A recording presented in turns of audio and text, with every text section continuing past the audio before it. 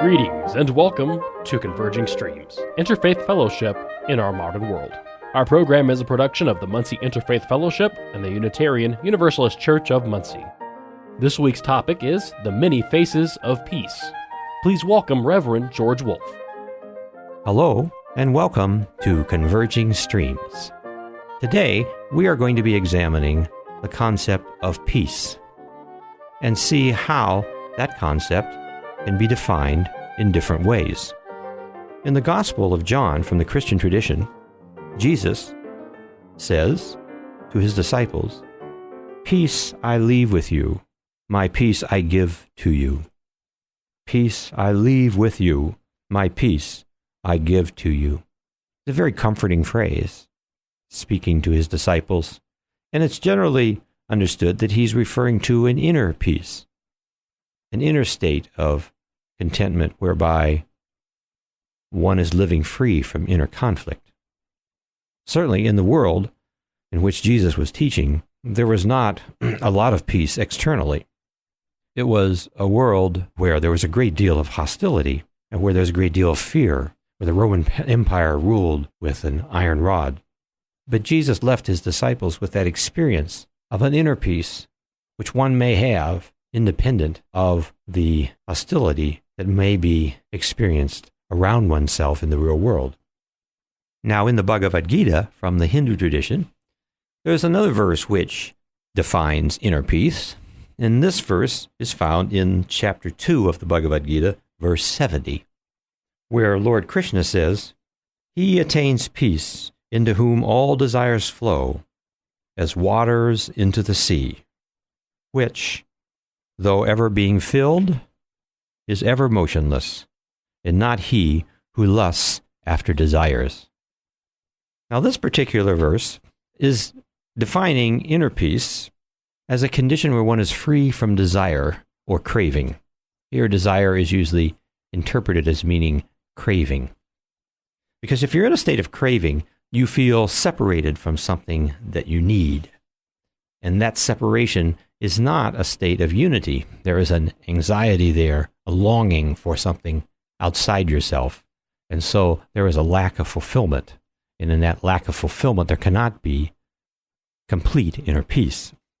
That state of personal peace is one where one has removed conflict from within oneself. Now, I teach a course in peace studies at Ball State University, and in addition to personal peace, there are other ways of defining peace. There is the concept of what's called negative peace. Negative peace is generally defined as the absence of war or the absence of hostility. Or you could also say it's living in a state where one is free from hostilities. That's generally referred to as negative peace. There's another definition of peace, which is called positive peace. Positive peace is different from negative peace in the sense that positive peace simply isn't the absence of war or the absence of hostility. Positive peace exists when there is a cooperative relationship, an ongoing cooperative relationship between the two parties, whether it be two individuals, whether it be two families or social groups, whether it be between two nations.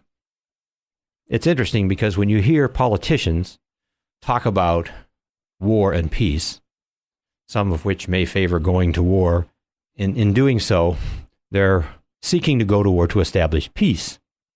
But the politicians that are in favor of war are generally thinking in terms of negative peace, whereas peace advocates or people who want to build cooperative relationships are talking about peace as defined by positive peace. And in their debate with one another, it's very clear that a lot of confusion and misunderstanding is being caused by the fact that they're both defining peace in different ways, but they are unaware of the fact that they are coming from different definitions of the concept of peace. So positive peace is one where not only is there an absence of violence, but there also exists a cooperative relationship going on. Two countries, for example, which are engaged in very positive trade relationship are living in a state of positive peace, you could say. Now, there's also the concept of proactive peace. Proactive peace recognizes that you can be in a state of positive peace, only it can sort of occur by accident. It can just happen fortuitously. One country could have a commodity or some sort of natural resource which the other country needs, whereas the other country may have a certain type of food or crop or grain that is needed, and they find just by being in this situation close to one another, trade is convenient, and the cooperative relationship occurs almost fortuitously. They don't really have to work at it very hard. But proactive peace recognizes that that type of cooperative relationship, if it just is allowed to go on and happen by chance, it probably isn't going to last. If you're going to continue in a state of positive peace, you have to be involved in active efforts of peace building. And peace building simply means that you look for ways to strengthen that cooperative relationship, and that you do not take the positive peace for granted. And you also try to anticipate where potential future conflicts may arise and build bridges between different groups of people within the society so that the state of positive peace can be sustained.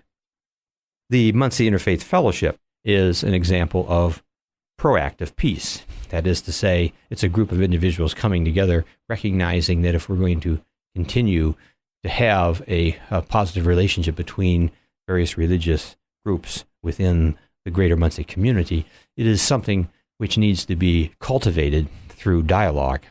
And we need to get to know each other as friends and understand each other's tradition in such a way so that we can appreciate it and thereby build bridges of understanding so that there is not misunderstanding later on that might come in to destroy that positive peace.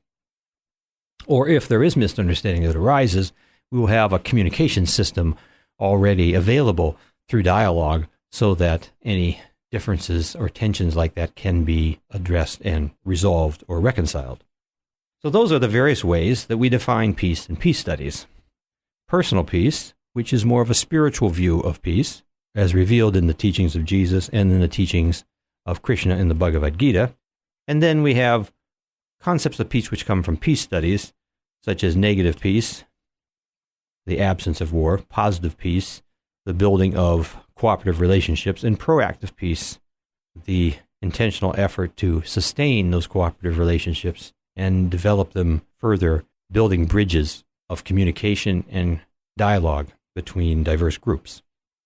Well, just as there are different ways of defining peace, there are also different ways of defining violence. There is, of course, physical violence, which is probably the first thing we think of when we hear the term violence. But in peace studies, there's also what's called psychological violence. Psychological violence might be emotional hostility that one is experiencing. A certain type of harassment is psychological violence. Psychological violence can be just as devastating as physical violence. And the problem is, too, that psychological violence is not usually kept track of very well when a nation goes to war. When you hear about the number of casualties, for example, in a given war, such as the war in Iraq, you're given a particular number of people who have been either killed or physically wounded. But the psychological casualties, those people who have not been physically wounded, but nevertheless bring back with them a psychological trauma, those numbers are not so easily understood and quantified. There's a whole realm of psychological violence that goes on between individuals, between people, which is not often recognized adequately. And then there's a third type of violence, which is called structural violence. Now, structural violence is the violence caused by oppression. And the reason why it's called structural violence is there is a particular structure which is imposing the violence. That is to say, imposing the oppression onto a group of people. For example, this structure could be an economic structure. You could have an economic system which is placing a particular group of people in a society at a disadvantage so that they cannot have the same type of equal opportunities as people who may be wealthy. You could have a political system where you do not have laws which prevent child labor, and thus structural violence is being caused by businesses and factories and corporations that are employing children in their factories, and in doing so are creating a situation where they are not able to acquire the education they need to have a better life.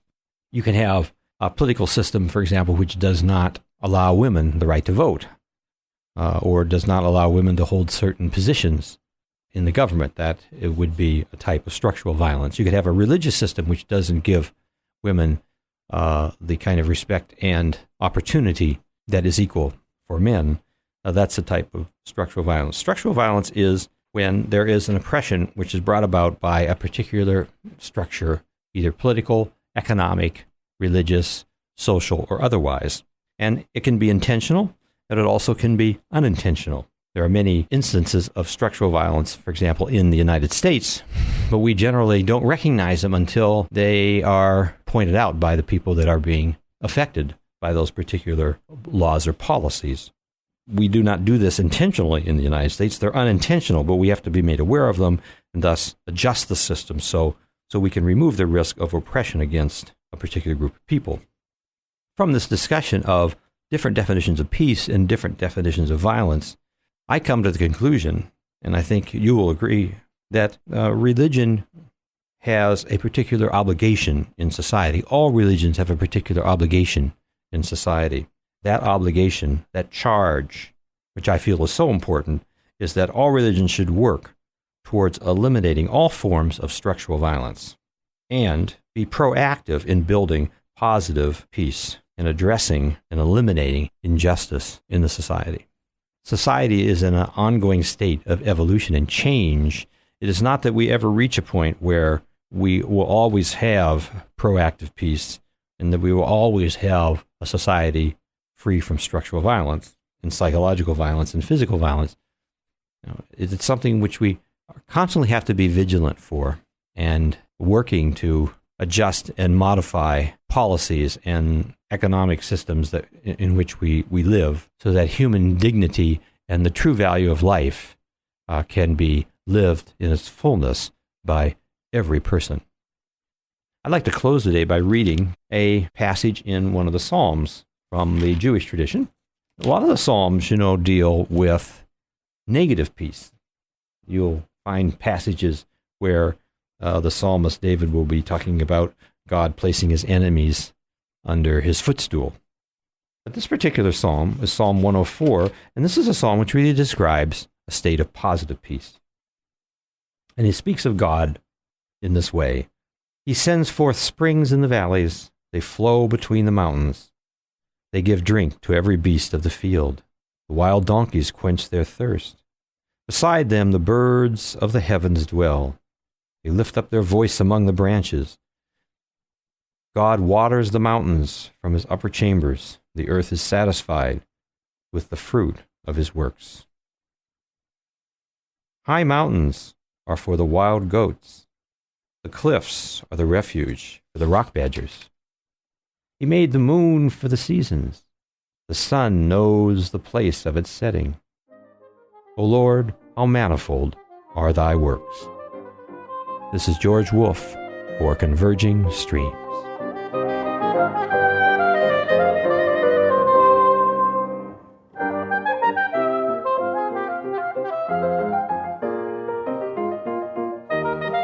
Thank you for listening to Converging Streams, Interfaith Fellowship in Our Modern World. Our program is a production of the Muncie Interfaith Fellowship, with content and financial support from the Unitarian Universalist Church of Muncie and technical support from radio stations WCRD and Work FM. Most importantly, we thank you, our listeners and followers, for your support. To connect with Converging Streams, including listening to our entire catalog of past programs, getting our latest new content, and making your own contribution to this program, visit our website, convergingstreams.org. Converging Streams is produced by Tony Piazza, George Wolfe, and Thomas Perchlik. Thank you for listening and have a pleasant week.